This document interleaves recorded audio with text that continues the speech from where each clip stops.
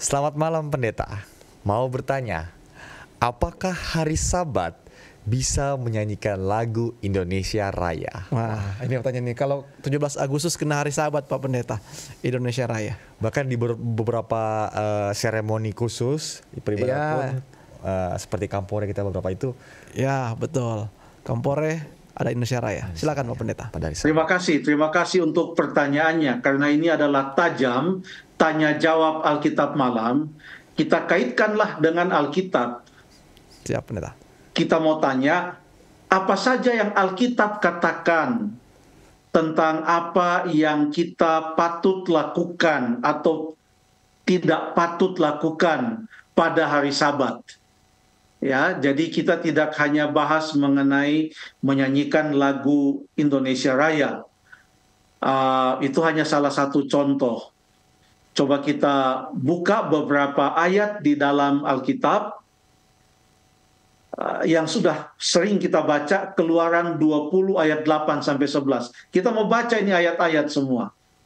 Keluaran 20 ayat 8 sampai 11. Baik Pendeta, Oke. Ayat 8 sampai 11. Kita gantian ya, Dwi ya. Siap. Bacakan. Keluaran 20 ayat yang ke-8. Ingatlah dan kuduskanlah hari Sabat. 6 hari lamanya engkau akan bekerja dan melakukan segala pekerjaanmu. Tetapi hari ke-7 adalah hari Sabat Tuhan Allahmu. Maka jangan melakukan sesuatu pekerjaan, engkau atau anakmu laki-laki, atau anakmu perempuan, atau hambamu laki-laki, atau hambamu perempuan, atau hewanmu, atau orang asing yang di tempat kediamanmu.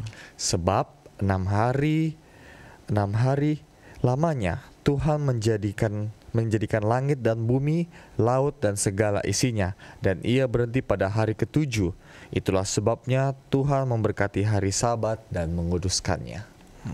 Terima kasih. Ayat ini mengatakan bahwa kita bekerja 6 hari, dan hari yang ke-7, hari Sabat, kita berhenti, kita menguduskannya, karena itu adalah hari yang Tuhan berhenti, ia berkati dan ia kuduskan setelah ia menciptakan langit dan bumi dalam waktu 6 hari. Itu yang dikatakan tentang hari Sabat. Berhenti dari pekerjaan kita. Coba kita baca Yesaya 58 ayat 13 dan 14. Yesaya 58 ayat 13 dan 14. Mungkin nanti Dwi tolong baca Nehemia 13 ayat 15 sampai 18. Yesaya 58 ayat 13 dan 14 ya Pendeta. Dwi, ya. Nehemia berapa Pendeta? Dwi? 13, 15 sampai 18. Silakan Stephen. Oke, Yesaya 58 ayat 13 dan 14. Perikopnya Lembaga Alkitab Indonesia menuliskan menghormati hari Sabat. Ayat yang ke-13. Apabila engkau tidak menginjak-injak hukum Sabat dan tidak melakukan urusanmu pada hari kudusku, apabila engkau menyebutkan hari Sabat hari kenikmatan dan hari kudus Tuhan hari yang mulia, apabila engkau menghormatinya dengan tidak menjalankan segala acaramu dan dengan tidak mengurus urusanmu atau berkata omong kosong, maka engkau akan bersenang-senang karena Tuhan, dan aku akan membuat engkau melintasi puncak bukit-bukit di bumi dengan kendaraan kemenangan. Aku akan memberi makan engkau dari milik pusaka Yakub, bapa leluhurmu, sebab mulut Tuhanlah yang mengatakannya. Terima kasih. Ayat itu berkata supaya kita tidak menginjak-injak hari Sabat dengan cara melakukan urusan-urusan kita. Tapi biarlah kita menyebutkan hari Sabat hari kenikmatan, di mana kita tidak melakukan urusan-urusan kita yang kita biasa lakukan selama 6 hari. Kita tidak melakukan pekerjaan-pekerjaan yang biasa kita lakukan selama 6 hari. Itu yang Alkitab katakan. Bagaimana yang dicatat dalam Nehemia? Silahkan. Nehemia 13 ayat 15 sampai 18, firman Tuhan, pada masa itu kulihat di Yehuda orang-orang mengirik memeras anggur pada hari Sabat. Pula orang-orang yang membawa berkas-berkas gandum dan memuatnya di atas keledai, juga anggur, buah anggur dan buah ara dan pelbagai muatan yang mereka bawa ke Yerusalem pada hari Sabat. Aku memperingatkan mereka ketika mereka menjual bahan-bahan makanan, juga kepada orang Tirus yang tinggal di situ, membawa ikan dan berbagai barang dagangan yang menjual itu kepada orang-orang Yehuda pada hari Sabat. Bahkan di Yerusalem, lalu aku menyesali pemuka-pemuka orang Yehuda, kataku kepada mereka, kejahatan apa yang kamu lakukan? Kamu lakukan ini dengan melanggar kudusan hari Sabat. Bukankah nenek moyangmu telah berbuat demikian, sehingga Allah kita mendatangkan seluruh malapetaka ini atas kita dan atas kota ini? Apakah kamu bermaksud memperbesar murka yang menimpa Israel dengan melanggar kekudusan hari Sabat? Terima kasih. Di sana dikatakan bahwa hari Sabat kita tidak menjual dan membeli. Itu yang Nehemia 13 ayat 15 sampai ayat yang ke-18. Kita tidak berdagang pada hari Sabat. Bagaimana dengan Matius 12 ayat 12? Matius 12 ayat 12 mengatakan, karena itu boleh berbuat baik pada hari Sabat. Ya. Oke, kita baca Lukas sekarang. Tadi saya sudah sebutkan Matius 12 ayat 12, boleh berbuat baik pada hari Sabat. Coba kita baca Lukas pasal yang keempat. Ini kita akan gunakan beberapa menit di sini. Kita buka dulu Lukas pasal yang keempat. Pada waktu Tuhan Yesus datang ke rumah ibadat, menurut kebiasaannya kita mulai baca ayat yang ke-16 sampai ayat yang ke-19. Silakan. Baik. Lukas 4 ayat yang ke-16. Ia datang ke Nazaret tempat ia dibesarkan. Dan menurut kebiasaannya, pada hari Sabat ia masuk ke rumah ibadat, lalu berdiri hendak membaca dari Alkitab. Kepadanya diberikan kitab Nabi Yesaya, dan setelah dibukanya, ia menemukan nas di mana ada tertulis. Ayat 18. Roh Tuhan ada padaku, oleh sebab ia telah mengurapi aku, untuk menyampaikan kabar baik kepada orang-orang miskin, dan ia telah mengutus aku untuk memberitakan pembebasan kepada orang-orang tawanan, dan penglihatan bagi orang-orang buta, untuk membebaskan orang-orang yang tertindas, untuk memberitakan tahun rahmat Tuhan telah datang. Terima kasih. Tuhan Yesus membaca ayat ini, bahwa ia datang, ia diutus untuk memberitakan pembebasan kepada orang-orang tawanan, untuk membebaskan orang-orang yang tertindas, dan dikaitkan dengan hari Sabat, karena hari Sabat itu ada sebagai hari istirahat. Pada zaman orang Israel di Mesir, mereka kerja paksa, tidak ada kemerdekaan sama sekali.